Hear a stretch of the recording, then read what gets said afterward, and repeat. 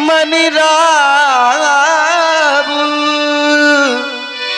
वेद विदित वेद विदित तेहि दशरथ नाऊ तेहि दशरथ नाऊ। अयोध्या के अष्ट मंत्रियों में श्रेष्ठ मंत्री श्री सुमंत जी महाराज, आप तो जानते हैं जब भी हम अपने इस पूर्वज के सिंहासन सूर्यमुखी सिंहासन पर आसीन होते हैं, सर्वप्रथम आप मंत्रियों से अपनी प्यारी प्रजा का हाल जाना करते हैं। और हाल जाना क्यों करते हैं? क्योंकि ऐसा हम नहीं, यह शास्त्र कहते हैं कि जिस राजा के राज में यह प्यारी प्रजा दुख पाती है वह राजा नरक का गामी होता है। ऐसा राजा समाज में शोचनीय होता है, निंदनीय होता है। ऐसा हम नहीं, हमारे शास्त्र कहते हैं। इसीलिए नित्य तुम मंत्रियों से अपनी प्यारी प्रजा की कुशलता जाना करते हैं। कहीं ऐसा तो नहीं कि हमारी इस प्यारी अयोध्या में निवास करने वाले यह नर नारी अपना जीवन दुख में यापन कर रहे हो, फिर तो हमारा इस सिंहासन पर बैठना ही व्यर्थ है। राजमंत्री महाराज, सिद्धांत कहता है जासुराजे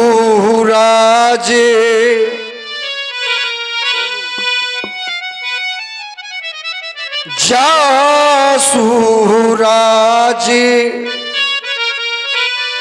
प्रिय प्रजा धुकारी सोन पोवासी हासो न पोवासी न रखे अधिकारी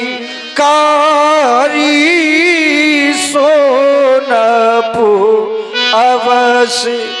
वह राजा नरक का गामी होता है जिस राजा के राज में यह प्यारी प्रजा दुख पाती है। वही राजा समाज में सोचनीय बतलाया गया है। कौन सा राजा?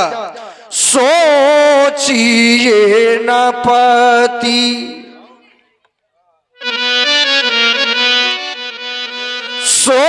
सोचिए न पति जो नीति न जाना चाही न प्रजा चाही न प्रजा प्रिय प्राणे समाना चाही न प्रजा।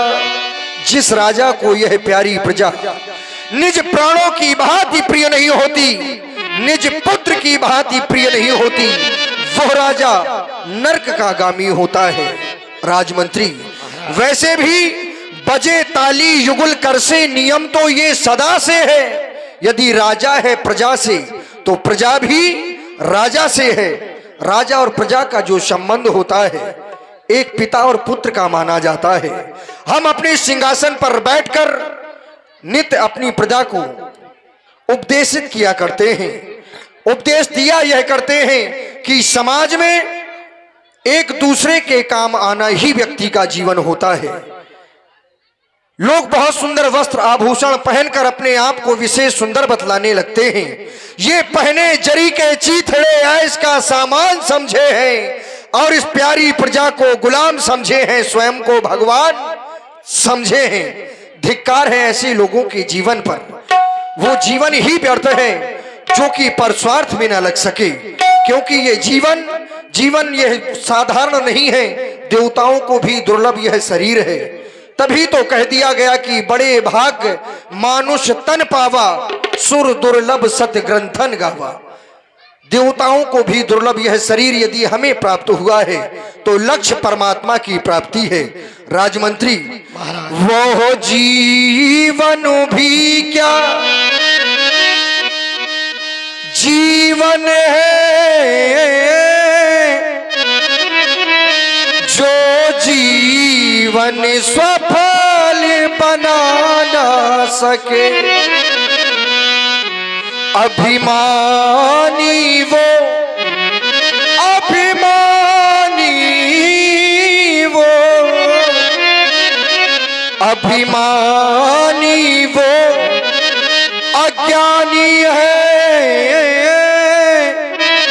जो मन का मैल मिटा ना सके। धन बल पद पाकर चूर रहे और सत्ता पाकर भूल रहे, तो वो सारी शक्ति निरर्थक है, जो काम किसी के आ ना सके। चाहते हैं कि हमारी प्यारी प्रजा की कुशलता कही जाए, प्रसन्नता कही जाए। अवश्य महाराज।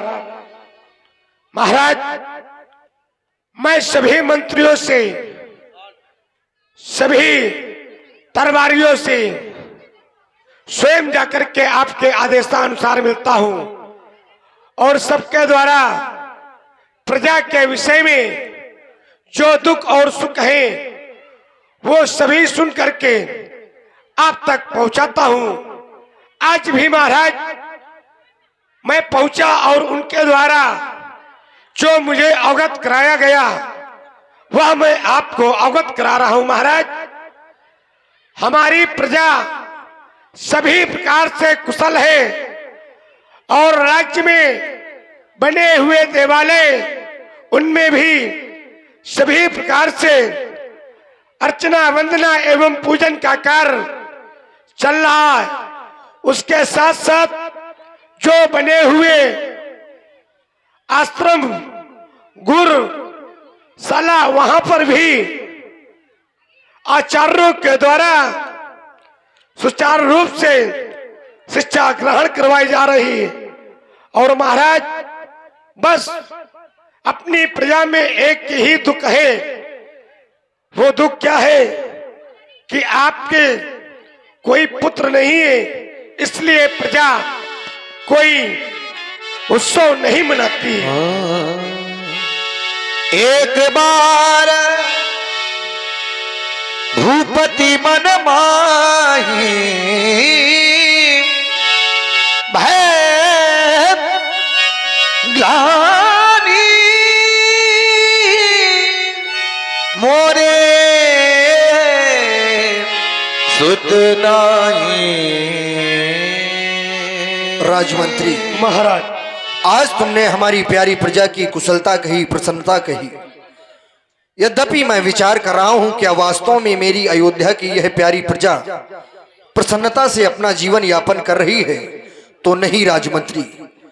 तुमने जो हमारी इस प्यारी प्रजा का दर्शन किया है यह बाहरी दर्शन है, और जब मैं अपनी इस प्रजा का दर्शन करता हूं, आंतरिक दर्शन जब करता हूं, तो पाता हूं कि आज भी हमारी अयोध्या में निवास करने वाली यह प्यारी प्रजा दुख में है। तुम विचार कर रहे होगे कि आपकी प्रजा को दुख। हाँ राजमंत्री, तुमने तो देखा होगा जब भी हमारी इस अयोध्या में किसी के गृह में बालक जन्म लेता है तो बधावे नहीं बजवाए जाते, खुशियां नहीं मनाई जाती, उत्साह नहीं मनाए जाते। जानते हो क्यों?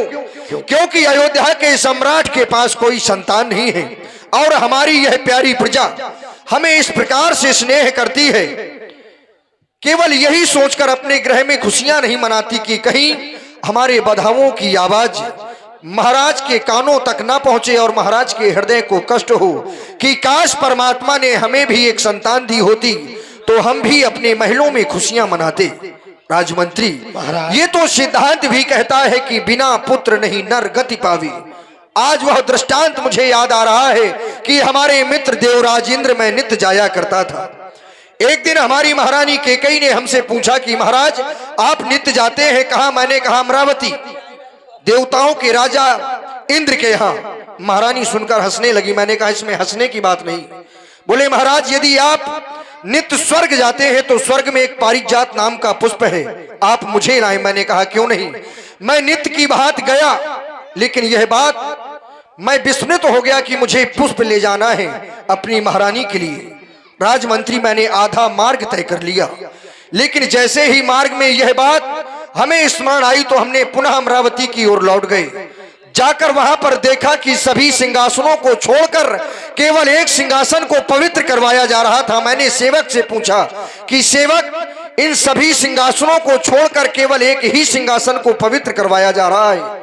सेवक ने जो हमसे उत्तर दिया, राजमंत्री सुनकर हृदय विचलित हो गया। उस सेवक ने कहा कि महाराज, क्या आप नहीं जानते, इस सिंहासन पर अयोध्या का सम्राट राजा दशरथ बैठता है, उसके कोई संतान नहीं है, और जिसके कोई संतान नहीं होती, जीवन गृहस्थ आश्रम में व्यतीत होता है, तो वह व्यक्ति निपुता माना जाता है, वह व्यक्ति पूर्ण नहीं माना जाता। इसलिए आज यह दुख हम अपने श्री गुरुदेव भगवान के श्री चरणों में प्रस्तुत करेंगे। विचार कर रहा हूं, क्या मेरे बाद हमारी इस अयोध्या का पालन करने वाला कोई नहीं होगा?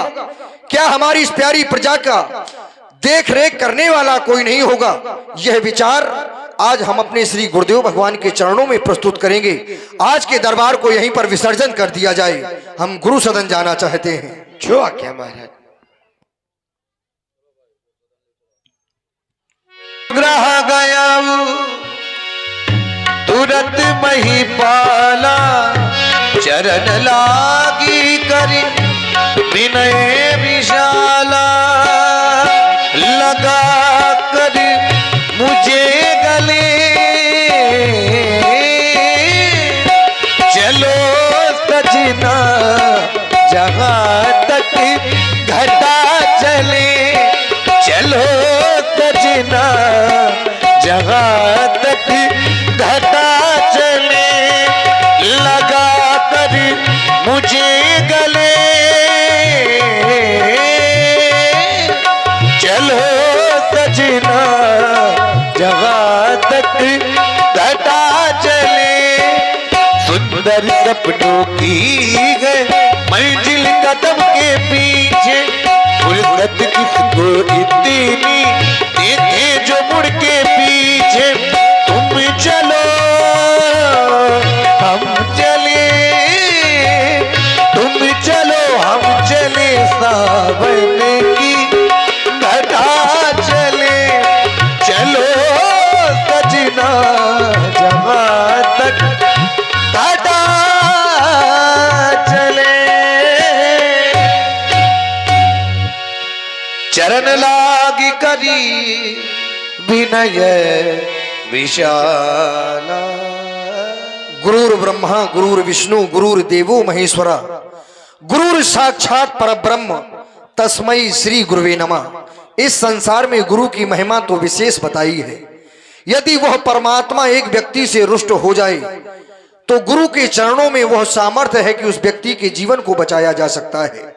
लेकिन यदि उसी व्यक्ति से उनके निज गुरुदेव भगवान रुष्ट हो जाएं, तो फिर परमात्मा में भी वो सामर्थ्य नहीं है कि उस व्यक्ति के जीवन को बचाया जा सकता है।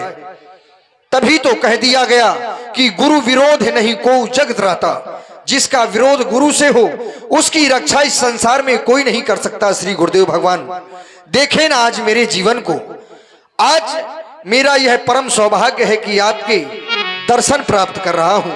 देवता, आपके चरणों की रज मेरे मस्तक का चंदन बनी, ये मेरे जीवन का सौभाग्य है।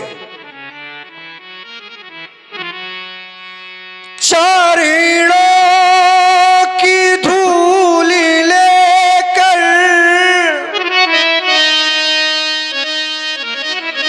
चारणों की धूल लेकर माथे से लगाएंगे, चरणों की धूल लेकर माथे से लगाएंगे,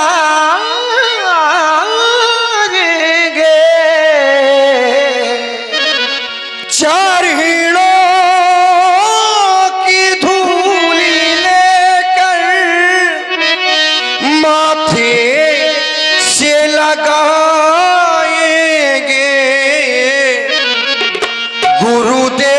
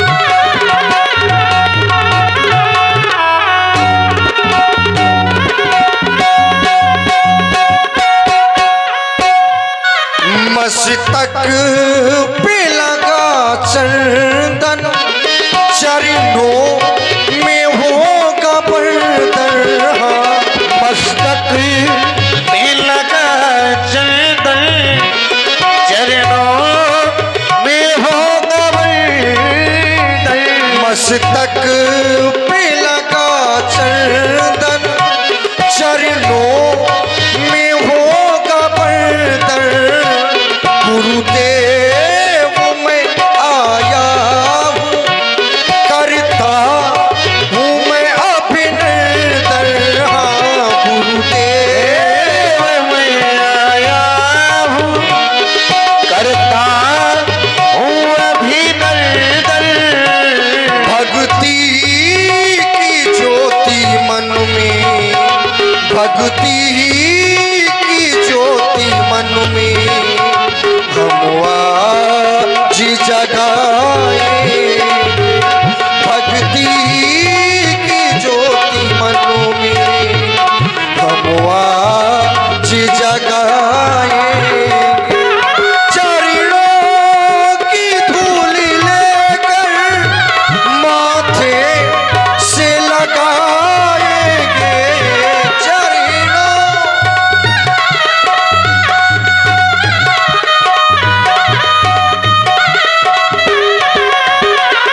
गुरुदेव हमारे हैं, हम भाग्य जगाएंगे।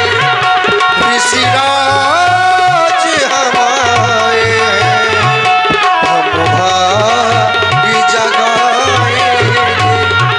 हम भाग्य जगाएंगे। हम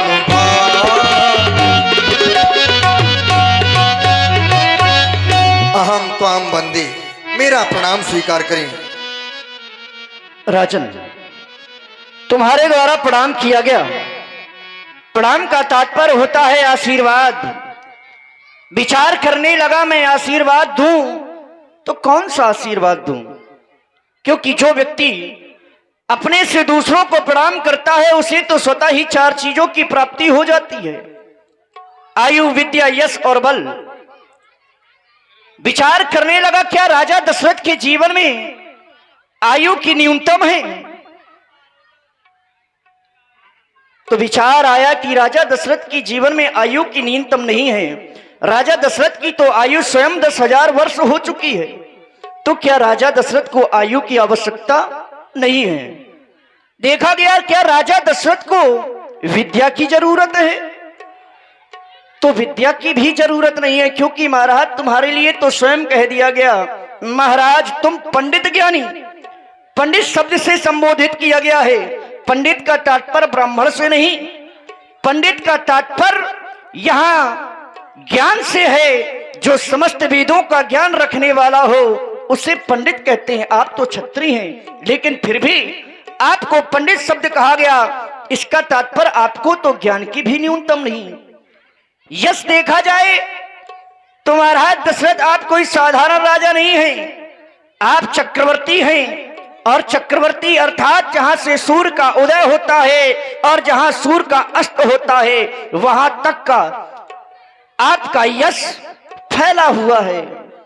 रही वीरता की बात, तो राजा दशरथ तुम्हारी वीरता के लिए तो कह दिया गया, सूर्यपति बस ही बाहुबल जाके।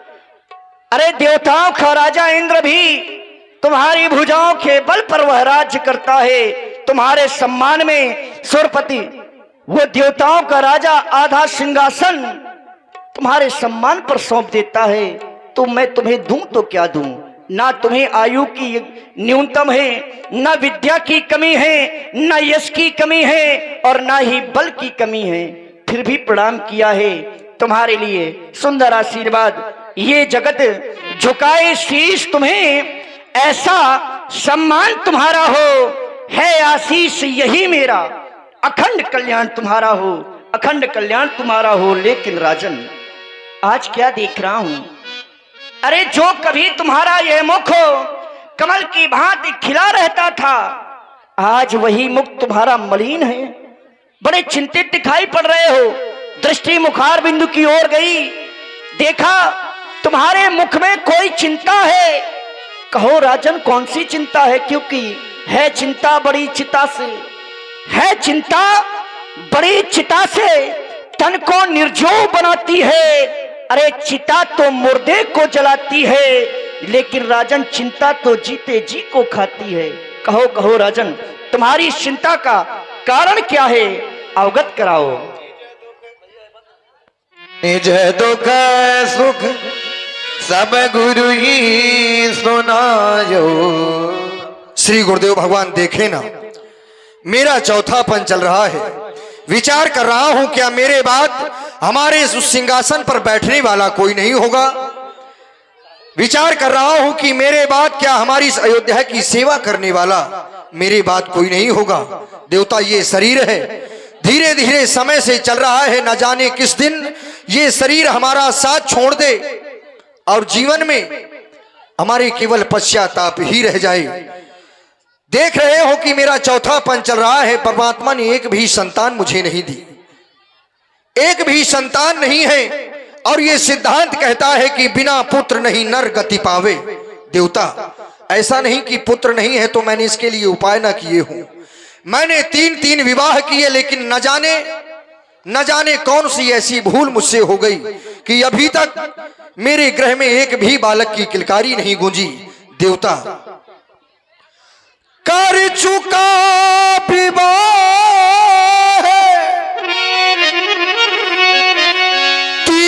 फिर भी फल उसका मिला अभी भी नहीं है। चौथापन आने वाला हल कमल अभी तक खिला नहीं है। चौथापन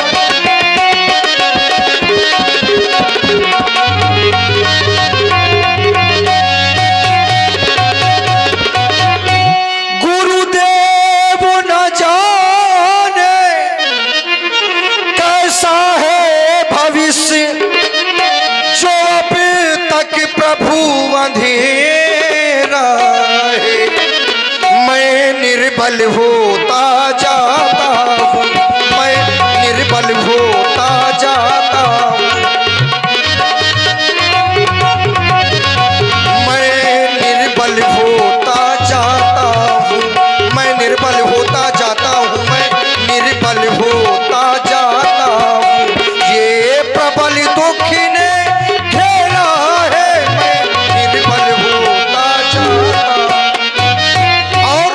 संतान नहीं है तो ऐसा नहीं कि मैं बहुत से पुत्र चाहता हूं। श्री गुरुदेव भगवान, ज्यादा ना हो बस एक ही हो,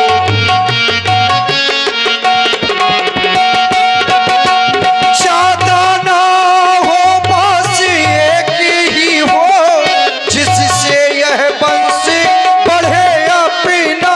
ज्यादा ज्यादा ज्यादा ना हो बस एक ही हो, जिससे यह वंश बढ़े अपना।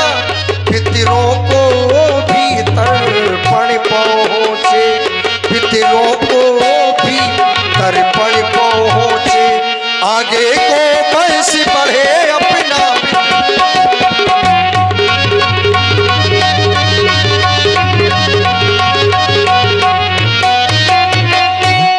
देवता, गुरुदेव उपाय वही अब हो कि चित्त प्रफुल्लित हो जावे, आंखों में भी ओए प्रकाश, यह आत्म आनंदित हो जावे। देखे ना गुरुदेव भगवान, त्रेपन गे अब चौथहु जाता, पर मोहि पुत्र नहीं दीन विधाता। चाहता हूं कि एक संतान मेरे भी गृह में हो। कई वशिष्ठ बहु विधि समझायो। राजन, हमने तुम्हारी चिंता का कारण पूछा, तुम्हारे द्वारा बताया गया कि मैंने 3 विवाह किए, लेकिन मुझे अभी तक कोई भी पुत्र रत्न की प्राप्ति नहीं हुई। मैं ज्यादा नहीं चाहता, केवल एक ही पुत्र चाहता हूं। क्यों नहीं राजन, आप एक पुत्र की इच्छा लेकर के हमारे पास में आए हो। विचार करने लगता हूं, हो जाए पुत्र कुपुत्र कहीं वो घर को शमशान बनाता है। राजेंद्र व्यर्थ है यह विचार, बेटा कब वंश चलाता है।